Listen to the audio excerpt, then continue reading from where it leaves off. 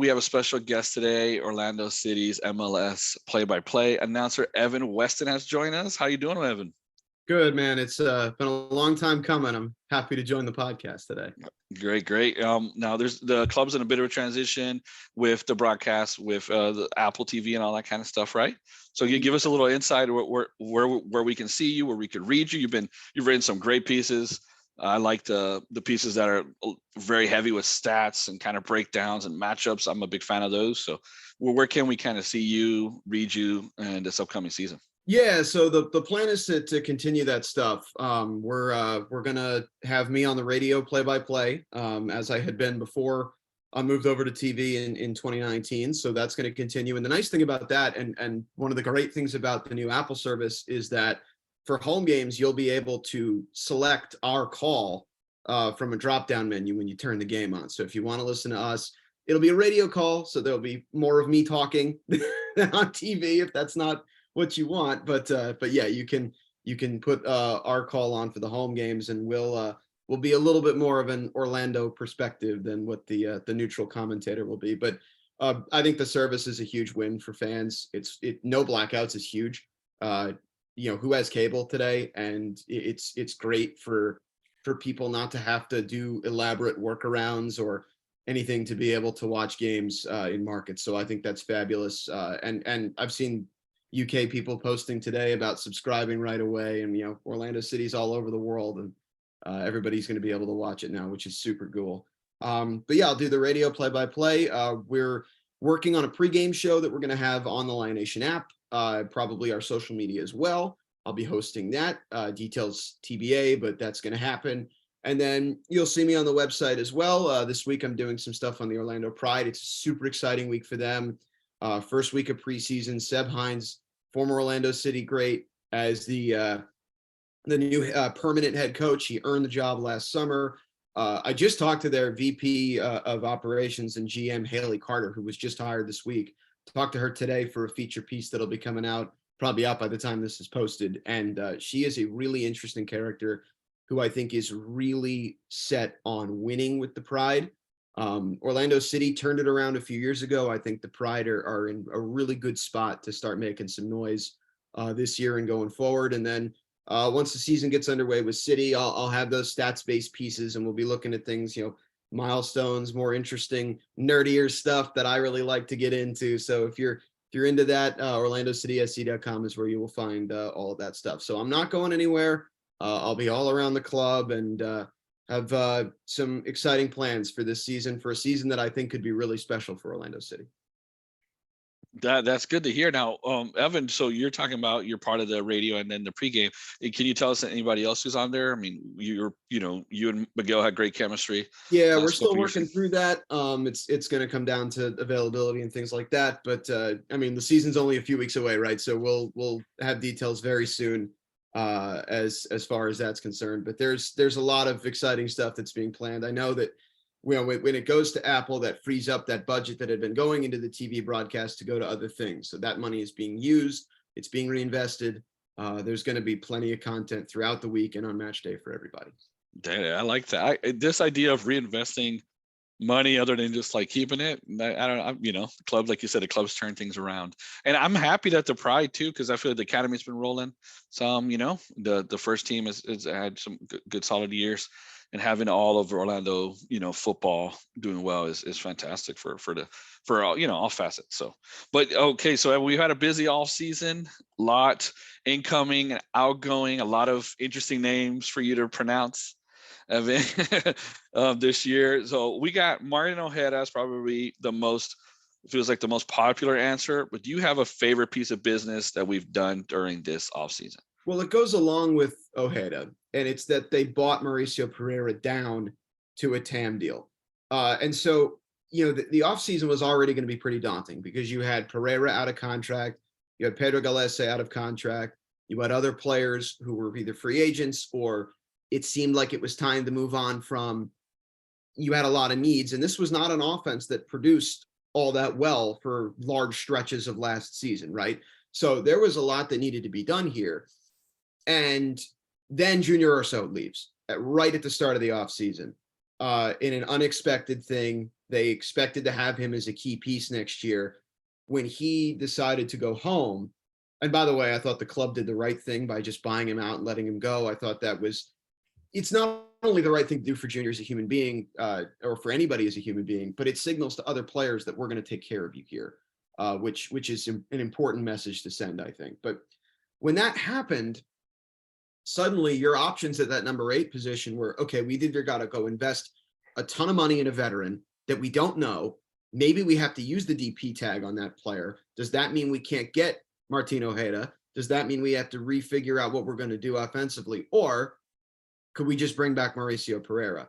And to be able to extend him to a 2-year contract that brings it down to TAM, keeps him as the captain, a player they know, a player the locker room universally respects, that the fans universally respect, and who, oh, by the way, is still one of the 10 or so best pure passers in Major League Soccer. By any measure, statistically, one of the very best playmaking passers, whatever his other limitations are. To have that player in the center of your midfield is enormous, and to keep him off that DP tag. So now that allows you to go reinvest that. And then you go get a guy like Martin Ojeda, who was, and no hyperbole, the single best player in the Argentine league in 2022. There was nobody better. Godoy Cruz was heliocentric. He was Luka Doncic on the Mavs for Godoy Cruz. He was the top goal scorer, top assist man, near the top of the league in expected assists and goals.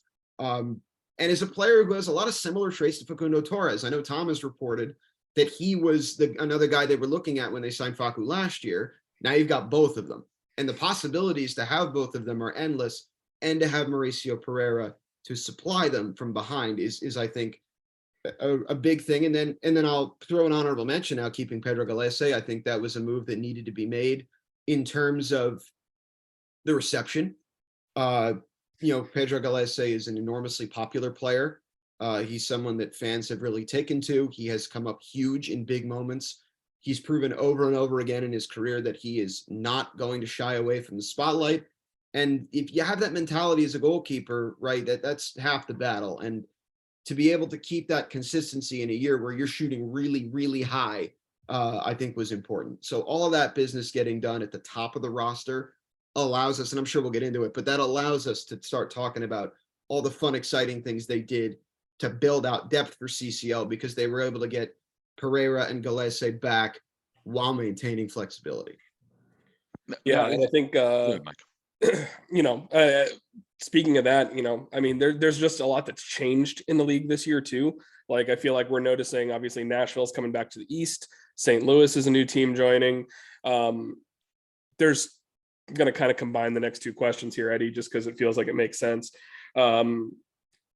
We ran the numbers, all competitions. We're looking at a maximum possibility of 58 games. Like, there's a lot of games to be played. I know people are worried about minutes and stuff like that. People are going to get minutes. So it's really one of those things where I kind of want to ask you, what do you think philosophy looks like going into these competitions? Do we feel like there's something that might be more important than the other? And, chances in the league, what do you think as far as that goes? Yeah, I mean, everybody's going to play, right? If you're on this roster, I mean, there have been slots in previous years, and there are slots on most teams that are not playing in CCL. It's just like, oh, if we have to play this guy, we're screwed. There can't be players like that on this roster. And when I look at it now, I don't really think there are. There are a couple of young guys who are unproven at the top level. You look at some of the draft picks, you look at a couple of the teenage homegrowns, but they're on the roster for a reason, right? They're high upside guys. They have big chances to, if you had to throw them out there in a game, you'd think, all right, there's a scenario where this works out for us. There's no slot on this roster that feels occupied by a player you don't want, or like a bad contract or anything like that. You know what I mean? So I think when you look at that and you look at the depth they brought in, I think I'll put it this way. So the Seattle Sounders won CCL last year, right? First MLS team to win the modern, Mexico takes it seriously version of CCL. And that accomplishment took so much out of them that they missed the playoffs. The Seattle Sounders missed the playoffs. That has never happened before. it takes so much to win CCL. And not only that, Orlando City has drawn perhaps the overall favorite in the tournament in the first round in Tigres. So it's going to be really tough. If they win that game, then you're thinking, oh my God, right? At that point, if they don't and they compete well, maybe you're sitting there being like, all right, now we can throw all in on the league. So some of it's going to, obviously you're going to compete as hard as you can against them. You're going to compete as hard as you can in the league. That's going to resolve itself in the first month. And if you talk to Oscar and if you talk to Luis and Ricardo and you talk to these players, they're going to fight for everything. There is no, we're not going to try in this. I mean, look at the Open Cup, right? They went all out from the Rowdies, where they did kind of start a rotated side in that game. They put on 3 starters in the second half and just obliterated them, right? They took it to Philadelphia in a game where Philly tried to play some of their young guys and we obliterated them too. And then, throughout the Open Cup, they don't have an off switch. Look at MLS's back. They don't have an off switch. It doesn't exist. So they're going to try to win everything, and they believe they can win everything. That's what makes them good. But I'm sitting there thinking, that's a lot of games. I will say, I think they have prepared as best as they possibly could with the moves that they've made under the constraints of a salary capped league with all of MLS's roster regulations and rules and things like that. And I think it is reasonable to hope for MLS Cup contention this year. I do. I don't think anyone, any fan base can expect that.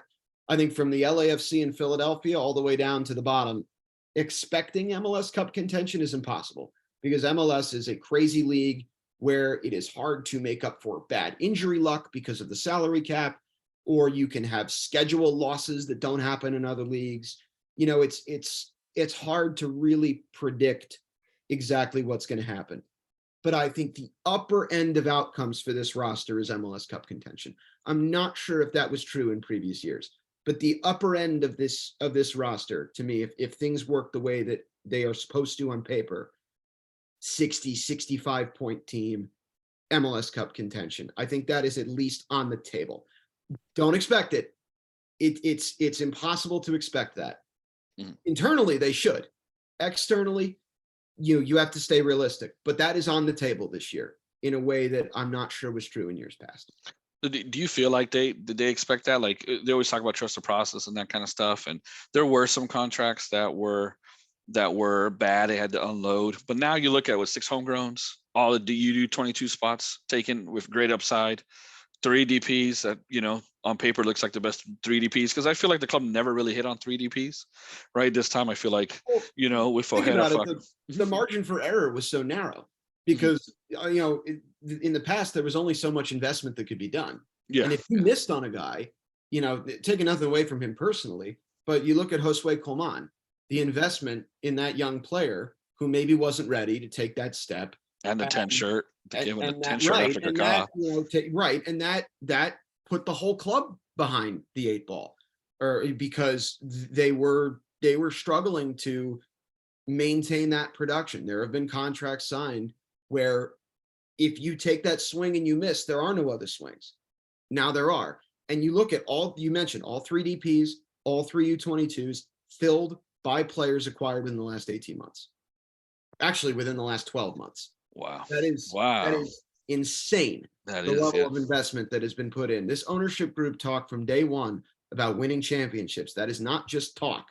They mean it. They want to win. They will do whatever it takes to win. They already won a championship last year. They have bigger dreams and bigger goals. So again, the money is where their mouths are. The money is in the product now. Now it's time to go out there and actually play. But on paper, they have the pieces, I think. Well, this year with all the competitions we have, this is going to be our first time in CCL. We have an Open Cup to defend, Leagues Cup. We have the league, of course. Which one are you most excited for? And do you think, you kind of spoke about, are they going to kind of adapt based on how results go? Or do you think they'll prioritize kind of one or the other? Again, if you can't get up for Orlando City versus Tigres in the CONCACAF Champions League, what are you doing here? Like when I saw the draw, the instinct is to be like, oh, come on, everybody else gets a Central American team and, a minnow, and we get Tigres, but come on. Remember that MLS is back when we got LAFC and everybody wrote us off and said they have no shot, and then we beat them. Now euphoric that was. And Oscar keeps going back to that game. When you ask him what the turning point for the belief around this team was, it was that game. That was when Orlando City started getting taken seriously by people. And if they beat Tigres, I mean, come on. Who would ever deny Orlando City is one of the premier clubs in American soccer at that point? You couldn't. You couldn't do it. So I think they want to take the opportunity in front of them, and they believe that they can win that game. I think they can win that game. Tigres has to come here for the second leg. We're not going to be in preseason like in previous years where MLS teams would come into CCL before the season started. That's not going to happen. They're going to be ready. They'll have already played 2 home games, so they'll be ready. I think, yeah, based on how that goes, obviously they'll adapt from that. But there's nothing bigger than winning CCL. I mean, if you can do that, you're the best club in North America. I mean, that's what that means. Right now, that's the Seattle Sounders. It won't be in a few months. So that's what they got to go for. And I'm excited for that game. I know everybody is kind of trepidatious about it, and I understand that. But I think Orlando City has the right to kind of feel that they can throw their weight around a little bit at this point. They belong in this championship. They earned it. They won their way in. This wasn't like, when they had to throw Atlanta in a couple years ago because of the pandemic and they had won something like 18 months prior. They earned their way into this, and they should believe that they can go win that game. And then in the league, yeah, I mean, they're going to have to. The nice thing too is that all the game times are standardized now. This is another great thing that comes along with Apple, is that they're going to play at 7:30 on Saturday night every single week. There's fewer midweek games. It's a little more strung out. So I think that advantages Orlando City. And, when they're trying to balance multiple competitions. But yeah, I mean, I don't know Oscar to do anything but go for it in every situation based on the time I've spent with the man and observing him as a head coach for 3 years. And kind of going off of that with CCL, the way that I looked at that draw is, yeah, initial reaction was, oh man, that kind of sucks. We got the best team of the past decade in North America. But at the same time, I look at it as we're pretty much playing with house money. Like if we go out and we put in a valiant effort, it's like, you know what, we were playing the best team in North America over the past decade. But if we win, it's one of those things where I look at it and I say, we knock out Tigres, there's not a thought in my mind that says we can't do the whole dang thing. Mm-hmm. There's being able to take out a team of that caliber. It instills a lot of hope as to what you can expect for the rest of the season. And having players on our team that were also sought after by Liga MX clubs and big Liga MX clubs like Facundo Torres, like Martin Ojeda, like it's one of those things where it shows it could also be a validation for them. They made the right choice coming to Orlando and believing in this project, which is a lot of also praise on, Oscar Pareja and Ricardo Moreira, Luis Muzi, all of them in the front office for getting them on board. Well, and it's credit to the players themselves. I mean, I'm sure Facundo would tell you he made the right choice. After a season like he had last year, there were people nationally in late May who were like, this kid's a bust. He's not ready, bad scout. And it's like, you try moving to a brand new country where you don't speak the language, thousands of miles from anybody, and, with all that pressure on you, immediately be great at age 22. Good luck. Let's see how you do.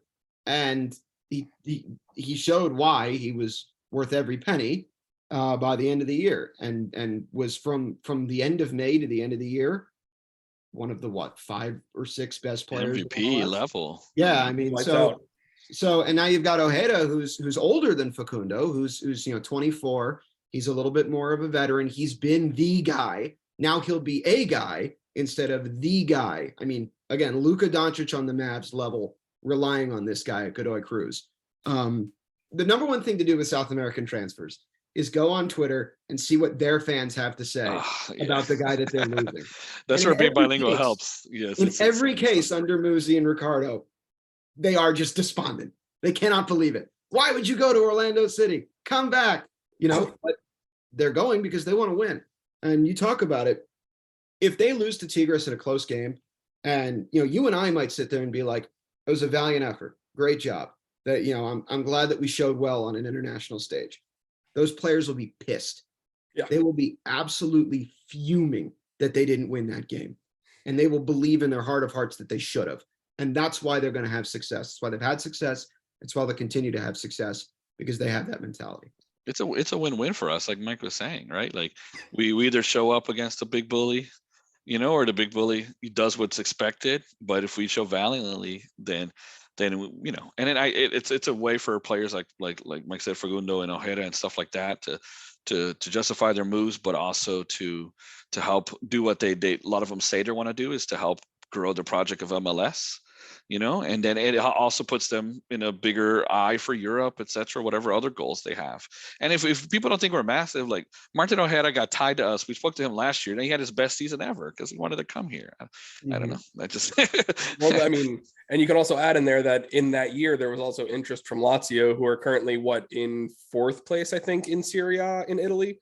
Like I can tell you, Facundo Torres turned down an offer from Juventus when he was 15. I mean, these are players that are sought after from their young age at the highest levels. And they're coming to Orlando City because they want to win and they believe in this project. And a lot of the credit for that goes to you guys and goes to the fans of the club, because this is not a club that was the project of some, billionaire or someone wanted this to happen and conjured it up. This was a community effort of something that grew from seeds planted into something that is really special. It's one of the things that makes Orlando City unique and among the newer clubs in this league, is that, and I think we feel a kinship with other teams that are in that situation, a Cincinnati or a Nashville, that kind of built from the ground up feel is integral to Orlando City. And these players know that. They feel that support. They feel that love. It matters a lot to them. It meant a ton to them when the Open Cup was sold out. That was a huge, huge deal to the players in that game. And the more that the support is there, the more that we see that, the more that these players are going to want to come here. Hear that, everyone? Evan's saying we got to sell out every game. It makes the players happy. Come on. That's right. That's right. So speaking of the fans, obviously I like to look at myself as being a pretty OG. I was actually at the announcement of our MLS franchise, drinking a purple Heineken. I still have something hanging up on my wall, a little towel that they gave out at that event that shows the old MLS logo, because it was before we changed, that said Orlando City 2015. So obviously you ended up joining the TV broadcast booth in 2019. And you ended up kind of coming in the place of Jeff Radcliffe, Tom Traxler, who are very popular amongst fans. I just want to know, what was the transition from going to working on the radio side to going to the TV side and filling those shoes of two people that, fans were very much supportive of? Yeah, no, I understand it. And I have nothing but love for those two guys. Both of them were really great to me when I came in radio in 2017. And I did the 2018 season with Tom. You don't forget bonding over an experience quite like the 2018 Orlando City season. A lot of us like to not talk about the 2018. When that's your day-to-day life, you remember that, that's not something that goes away easily. So, I got nothing but love for respect for those guys. And again, they're part of it. Those voices helped to build this team. MLS local TV helped build this league. And Orlando City local TV in 2011 helped build Orlando City all the way to what it is today. So, it at the same time, I was 25 years old when I got the TV job, and I had never been in a role like that before. And coming in, my first game was the first game of the year was on national TV. We're on Univision when we played NYCFC. So my first game was Chicago away. For whatever reason, they kept scheduling us against Chicago away in March. I think it happened again last year. And that was the game where we actually got screwed out of 2 points. It always goes bad in Chicago away. A horrific VAR call, one of 2 really bad ref games last year. But anyway, the game was Chicago away. So you knew it was going to be a brutally bad game, right? No matter what. And it's like Wednesday, and I wake up with a vicious sore throat. and it turns into a head cold. And I'm like, I was so nervous anyway. And then I'm on the air and I sound like this in my head. And it was horrible. I thought I was so bad. And I was like, they're definitely going to fire me. I was terrible. And, we got off the air and it was like, oh my God, you did such a great job. I'm like, okay. Don't shake my hand though. I'm sick. and from there, I started to feel a little bit better. My next game was a home game against Montreal. Shane O'Neill back passed it to Ignacio Piatti for a goal, or was it a Rudy? I don't remember. We got killed, but I felt more comfortable. I went and I listened to myself do the highlights after the game, and I was like, yeah, I can do this. And from that point, I felt pretty good. And it was, Twitter is Twitter, right? I mean, people are going to say what they're going to say. But overall, I would say 95% of the messages I get are positive. People have been super welcoming to me. Public seems to be where people run into me all the time. But people will say hi, and it's nice to know that you impacted people like that. And it ended up only being a short time. We were all on TV together, but I really have felt very welcomed. And as someone who wasn't an OG, who came in from the outside, I think a thing that makes a community great is when it accepts new people, right? When it's not closed off to new experiences and to new approaches and mindsets. And I always went in with this is your thing. I'm just trying to add my voice to it and tell your story. And hopefully that was conveyed. And for the most part, I think people were, I would do events with supporters and things like that. And we did those. I think the thing that really connected me the most and where I started to feel that love was during the shutdown when we did the city classics, and we would do 90-minute interview shows on social media while the team account aired classic game. And we didn't have too many of those at the time. So almost all of our classic games, if we had to do that now, we would have a year worth of inventory. But we would bring people on, and we would, it felt like we were keeping people company for an hour and a half on a Sunday night. And the time that was, we've all kind of memory hold at this point of how awful it was, but it was awful. It was really scary. And we were, it felt nice to kind of be in a community at the time. I enjoyed that. And so if you run into me, say hi. I'm still around. I'll be at the stadium and all that. So it could have very easily gone the other way, where everybody just wanted to hate and say, this guy is an outsider, he's not one of us, and that would have been valid, but that's not how it went, I think, for the most part. And I was very grateful for that. I think you hit it on the nose there about those those classics, because I think for some the OGs who may be skeptical, this kind of usurper kind of thing, right? Going back to some of the classics and then treating them with respect and kind of reverence and that kind of stuff, it made you feel like like that whole one of us meme, So I think that played a part. What do you say to those? I think the main critique I ever heard was about you being excited for a goal scored against us and not sufficiently being a homer in your broadcast. Well, what do you kind of say to that? I don't want to give air to criticism. Everyone can have their opinion, but it's a philosophical thing. You're not wrong if you think that, and you're not wrong if you don't. It's the way you approach it. So I grew up, my favorite sport as a kid was baseball. I grew up a New York Mets fan. And if you're going to be the New York Mets announcer, you cannot be a homer, because the New York Mets are entirely about failure, misery, and how to shoot yourself in the foot as violently and as heroically as possible. Mike's and Mets fans too, I think. And right, so my two biggest influences as a broadcaster are Gary Cohen and Howie Rose, the TV and the radio guy for the Mets. And between the two of them, they paint a picture of, if the Mets screw up, you have to be honest about it. I always find that people appreciate honesty. And that goes for, if the other team does something that's really cool, I don't think it does anybody any good for me to pretend that it wasn't really cool. I'm an announcer. I'm calling the game. Now, if you go back and listen to it, I think it is pretty evident that I'm rooting for Orlando City most of the time. The one game where I felt that I was just way too over the top with the homerism was the second to last game in 2020. We played Columbus, and Nani got sent off on a really bad call that ended up getting rescinded after the game. But he got sent off and he was in tears. I mean, it was one of those classic Nani moments where you were like, this guy is just the best. But he gets sent off, and while we're still recovering from that, Columbus scored. And I think I went like, it's already tied.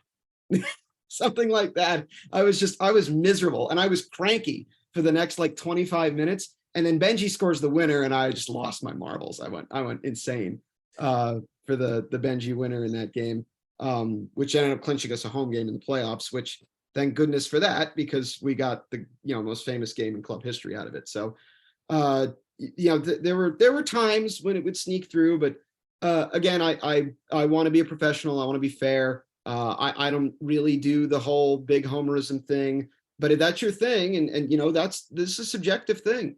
If you want that, then I probably wasn't your favorite announcer. It's a totally, and I will say too, on the radio, I do a little bit more homerism than on TV. The other thing you have to remember is that when we're on ESPN Plus, the other team's fans, sometimes we're the only way that they can watch the game.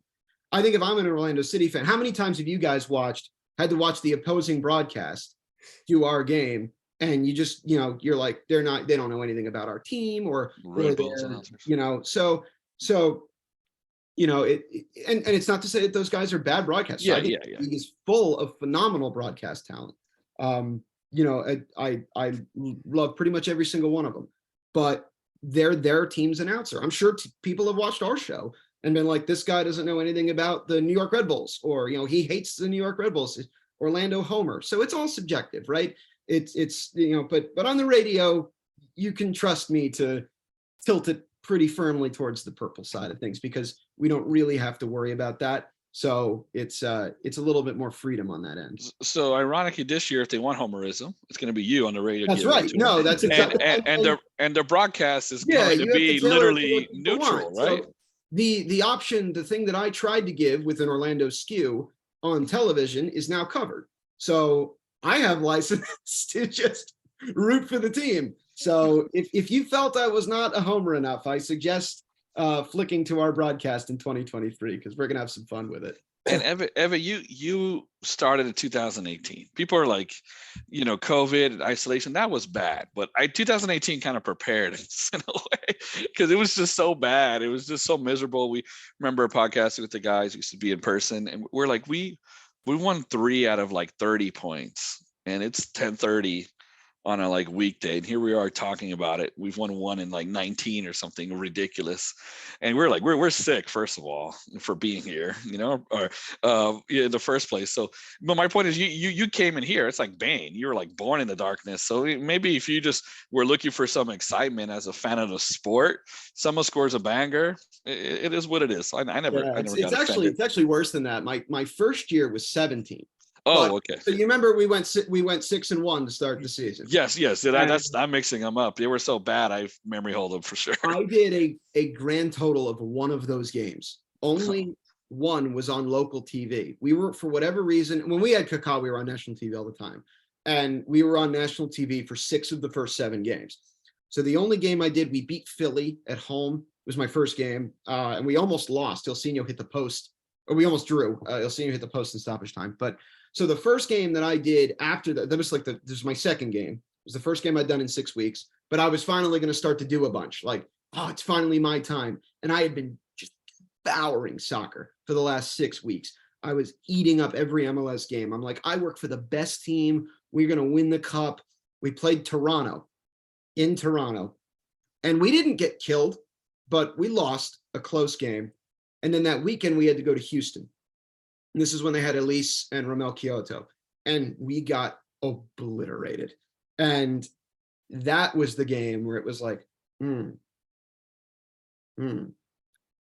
from there, it only got worse. and they finished out, but at the end of 17, they were ready to retool. Like, it was really disappointing how it went, but it wasn't like they were going to be a disaster next year. And then they made all these signings. Ooh, we got Justin Merrim. Ooh, we got, Josue Coman. Sasha I think they brought in 15 new players in 2018. And then they won 6 games in a row. And I called more of those games. We were, the vibes were great. And then we took 9 of the last 75 points on offense. That's the one. Yep. That's still the worst 25 game stretch in the history of MLS. Anybody who went through that season and stuck with the team can never be talked to ever again. Thank you. It is the year that will note. There are teams that have had worse records. There are teams that have, the first 3 years of FC Cincinnati, bless those people for still showing up to every single game. They were rewarded this year. I think they're going to be a juggernaut this season. But man, that was tough. To come out the other side of that, nothing can shock me at this point after what happened that year. I remember people saying, the show's negative. I'm like, we haven't, I don't know what to tell you. Really? Like, what do you like? It was 4-0. Like, what do you want? Anyway. But what Evan, what was your favorite moment as a, in the booth as a broadcaster for Orlando City? What was your favorite moment? I think I have my favorite moment, you and Miguel, which is going to be, I'll say, the Rodrigo save. I was gonna, it's the Rodrigo game. It has to be. It was. I'm on. I read the IFAB rules every few months to refresh myself. I'm scanning the thing on my laptop, trying to figure out if they can sub Brian Rowe into the game. Eventually, I figured out that they can't, and then Alan Chapman did like 3 minutes after that.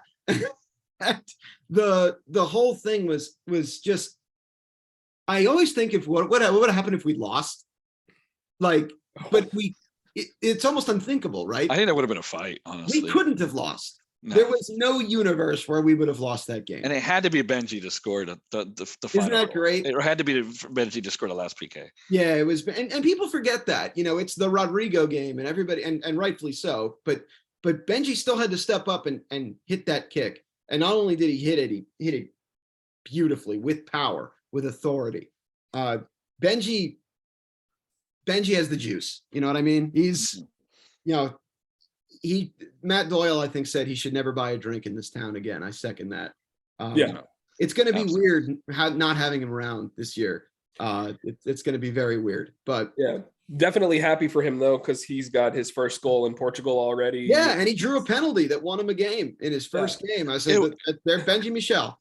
Big Benji, he slipped and everything. So I was like, that's if he doesn't fall, he's trying to score. It doesn't count. There's so many. I mean, that the LAFC MLS's back game, I did the radio for that. That was incredible. Especially, coming out of COVID, it kind of felt cathartic. That whole tournament is always going to be such a great memory for me. The Benji goal at the end of the Columbus game that year. The first game we beat Atlanta in Atlanta, where we just thrashed them.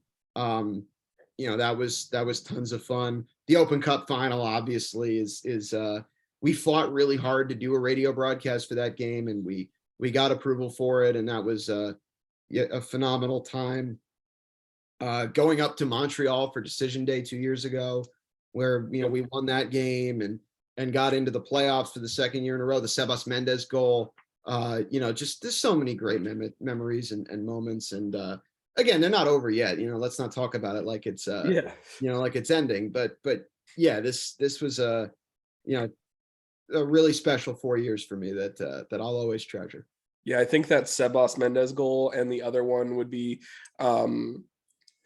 opening game of last year when Pato scored against Montreal. Yes. That sounded, that scream of his name almost sounded cathartic for you because of the fact that we wanted it to happen for a year before. Yeah, and I'd gotten to know the guy, right? Like, you don't think you're going to get to know Alexandre Pato ever, but he's just the sweetest guy. I mean, he's like a kid. He's just he's an incredibly joyful person to be around, and having gotten to know him, and I knew that meant a lot for him.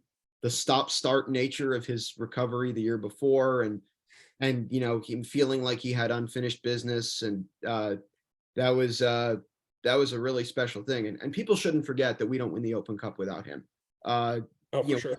moving him to the 10, and his goal assist numbers were not necessarily there in that run, like maybe Facundo's were, but in terms of what he did and that shift did for the team, it doesn't happen without him. Yeah, So that Red Bulls game when he was a 10, I mean, he destroyed. I mean, go he missed a back, go couple back and watch chances, but go back and watch the Philadelphia game. yeah, He's that one too. he's incredible to break their press Mhm. with some of his passing. You know, he was magnificent in the Philadelphia game. Tampa Bay game, he's excellent in.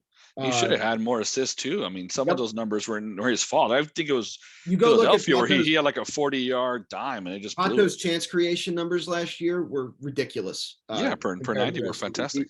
He was, you know, he was unlucky not to have a much bigger season than he did. You know, but anyway, yes, that goal was really, really terrific. And I'm glad that my emotion conveyed well, because I that did mean a lot to me, that goal. That was it's one of those things that the way that I look at it is, especially you mentioning you being growing up more of a baseball fan and being a little bit newer to the world of soccer, like you have just a bright passion for the game when you call the game, which is why I've always been a big fan of yours as well. So I just kind of want to know, like, especially coming in at a dark time, how did that passion for the sport, for the city, for Orlando City in general, how did that passion like grow to the degree that it did? Well, if you follow me on Twitter, or you know, you've listened to me before, you know I'm a big theme park fan. I love roller coasters and I love theme parks. I do a lot of travel based around going on roller coasters and things like that. Some people think I'm crazy and uncultured. I like to think of it as appreciating a different form of art. But I've always wanted to live in Orlando ever since I was a little kid. I loved Disney World, and you know, I left college in spring of 2015, and I didn't have anything lined up, and so I just shot off a bunch of emails to you know, D1 colleges, you know, kind of mid-major colleges just around in places that I thought might be nice to live, and Orlando was the first one. And UCF said, well, you can come work for us for free. And Stetson said, come do our football games and we'll see how it goes. And so I packed up my car and I found a guy on Craigslist who was renting a room, and I rented the room and got a job in a coffee shop to pay the rent, and was able to quit that in 3 months because I got more from Stetson, and it kind of went from there. And then I just love Orlando. I met my wife here pretty shortly after I moved down. We settled down pretty quickly. I moved to Port Charlotte for a summer in 2016. I worked in for the now defunct Charlotte Stone Crabs, RIP, in the Florida State League. And you know, I missed Orlando the whole time I was there. And I came back, and you know, people like to dump on our city, right? Because it's you know, oh, it's a tourist trap, oh, it's this or that. But where else in America do you get the kind of mixed community that we have here? People from, first of all, you can get any type of food you want in Orlando, and you know it's going to be good because someone is from somewhere and makes it, right? And you know, to have our community in Orlando City is kind of a micro version of that, where you can meet all sorts of different people and get all sorts of different perspectives. And I know living here has broadened my horizons in terms of what I think about the world, what I think about politically, what I think about history. It's a place that has come to mean a ton to me. And then as far as soccer goes, for me, sports are sports. I can watch any sport and get into it. I don't know why. I just have always had this, you know, this love of sports, and specifically in calling games. Like I've wanted to call games since I was, you know, yay high. And it's just, I used to commentate my friends' pickup games on the playground when I was 8, because it was just what I wanted to do. I didn't want to play. I'm 5'8", in bad shape. You know, I don't want to play. That wasn't my path. So I played Little League, but you know, I wanted to be an announcer. And so I saw that it was going to be my opportunity, that I had kind of fallen into this job and that I was going to make the most of it. And then I started watching the Premier League and I started watching MLS, and I don't know. It just hooked me. There's something, you know, they call it the beautiful game, right? There's something very egalitarian about soccer. It doesn't matter what size you are. It doesn't matter how strong you are or where you come from or how much money you had growing up.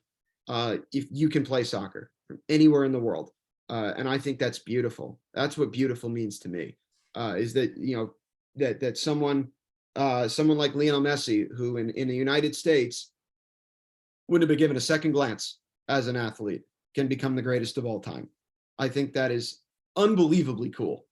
And then the World Cup happened the summer after the Russia World Cup, which I thought was I just got so into it, and it became my thing.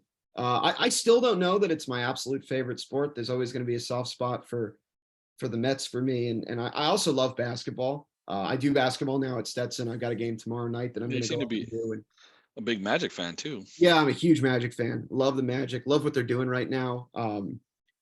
Talk about suffering through some dark times, but they're on the right track. I think Orlando sports are on the come up in general. UCF going to the Big 12, the Magic, getting, they've got two young legitimate stars.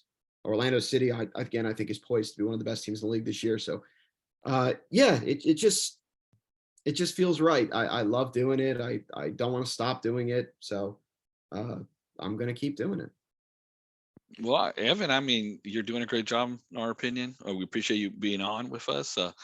Any kind of did it kind of go away, or not say go away, but kind of like last words to kind of get the fan base excited? You've given us a lot, but what have you seen so far, I guess, in preseason to just to kind of cement that feeling that you have for us that this is going to be a successful season? I want to couch this in. It is MLS. I've said it before on this show. Anything can happen. There can be injuries, all that stuff, right?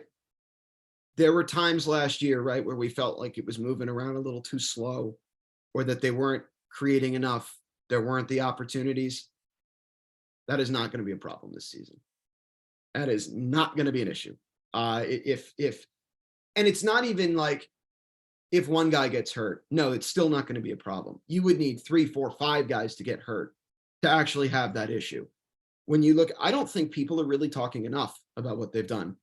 Martin Ojeda, American fans don't know him, but this is a guy who I think should step onto the pitch and maybe be the team's best player on a team that has Facundo Torres and Mauricio Pereira and Antonio Carlos and Robin Janssen on it. Like, that's the kind of profile you're looking at. Gaston Gonzalez is back. He's come back from that ACL tear. A guy who I think everybody is sleeping on because, again, he's not a known quantity. But this is a player that was heavily invested in. He's in one of those U22 slots. The profile is there. Ramiro Enrique, the guy we just signed. The investment is there. The profile is there. Shaq Muhammad coming out of the draft. You going to doubt what Orlando City does in the draft? Has anyone drafted better than us in the last, since we've come into the league? I don't think so. We got 2 guys in the top 6, Shaq Muhammad and Duncan McGuire. They could factor in. Kid like Fabian Loyola, teenage kid from Orlando, super talented, hopped off an MLS Next last year, dominated an MLS Next Pro when he got the opportunity. Still raw, still needs some seasoning, but there's another guy just in the mix, right? So they have all these contingencies. I think the happiest guy in the world has got to be Eric Chankara, because he knows, the buffet table is full. He's going to eat. That's there's no question about it. So that's what I'm excited about. And I love the versatility. I mean, we can go on about this for hours, but like with Ojeda, you could play him in either wing. You can play him through the center. Torres, play him through either wing, play him through the center. You can play Mauricio up higher. You can play him a little bit deeper. You got Cesar Araujo and Wilder Cartagena. They can play alone. They can play with a partner. You've got Ramiro Enrique, can play as a center forward, can play on the left. Shaq Muhammad can play as a 10, a 9, out on the wing. Dagerden Thorhalsen, who they just signed, he's a number 8, but he can play as a winger. He can play as a 10. He can play as a right back. I didn't even mention Ivan Angulo, a guy who was a huge reason why we won the Open Cup.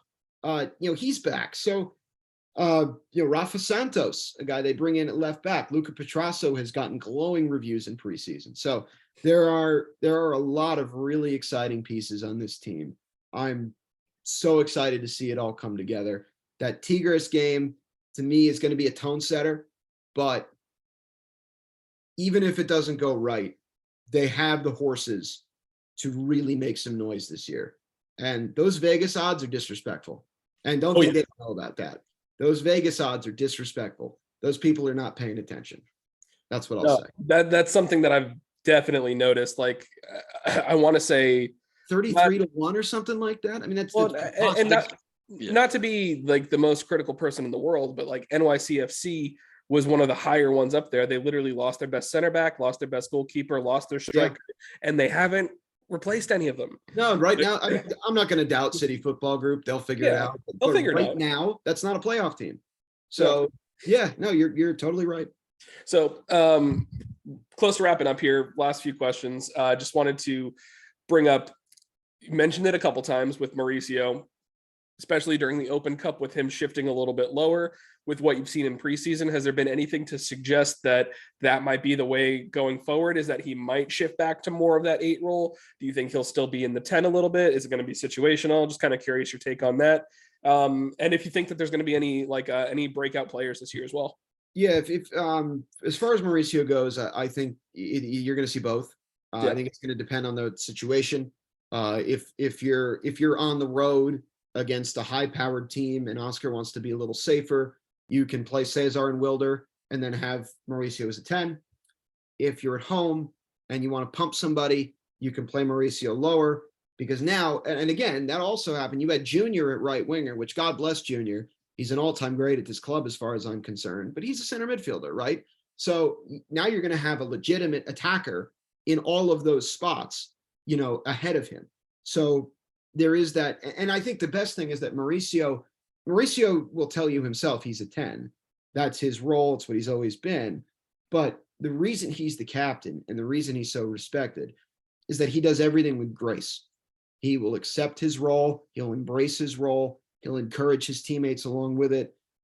We've been lucky with captains here over the years, going all the way back to Miguel. And I think Mauricio is another one that we're just very, very lucky to have. A very empathetic person. Remember a couple of years ago when Rodrigo Schlegel's dad passed, Mauricio felt that as much as, almost as much as Rodrigo did, as much as you could. That was a very dark period for him. And I know that when they paid tribute to Rodrigo's dad, that was, that meant a lot to Mauricio too. He's a guy that is going to take care of his own. So, and the way he's, helped Facu and Cesar come along as well, coming from Uruguay, young guys. So, whatever role he plays, I don't know that he would have been back in a lot of different scenarios. It's why the first thing I said was the fact that he's back is the biggest thing that happened. That he's back as a non-DP, I think is just enormous for Orlando City. As far as a breakout, it depends on what you mean, right? So like, you look at a guy like Gaston Gonzalez or Ramiro Enrique, if they come out and have great seasons, is it necessarily a breakout? Because those guys are coming in with the profile of a player that is invested in, that's in one of those big roster slots. But at the same time, they are young and unproven in this league. But I don't sleep on the draft. The 2 guys they picked up in the draft, Duncan McGuire and Shaq Muhammad, and I'll add Jack Lynn in there from last year, who didn't get his chance with the first team, but was phenomenal in MLS Next Pro. I did a bunch of those games. He was too good for that level. Between those 3 guys, there's a depth to this attack that did not exist in previous years. And I think, I can't tell you which one, I don't know. I think at least one of those guys is going to come out to be a huge key player for Orlando City this season. Awesome. Well, hey, thanks. We're excited about like the draft picks for sure. And you were talking about Angulo. Like last year, we barely had any production from the left wing. Angulo came in and changed it. Open Cup, him and Benji. I mean, they did the job at the end there to help us get that dub. And then now it's like an afterthought in a way, disrespectful to him. But I'm just saying that there isn't so much on him. So he's going to play a role. I mean, Angulo is he was a starting left winger by the end of the season, right? Think about how devastating he would be as a super sub with his willingness to press. His pressures per 90 is up there with anybody. We didn't necessarily have that from other players that were in that position. His willingness to get a little bit dirty, to defend. I think in the playoff game, he played left wing back. They played a back 5 to match Montreal and very nearly stole one there. So I think, you look at Angulo as a guy that is if you're playing in 4 competitions, everybody has to play. Mhm. Everybody on the roster is going to play a role at some point. And he's one of those guys that you're like, maybe he won't start a whole lot, but if he had to, Mhm.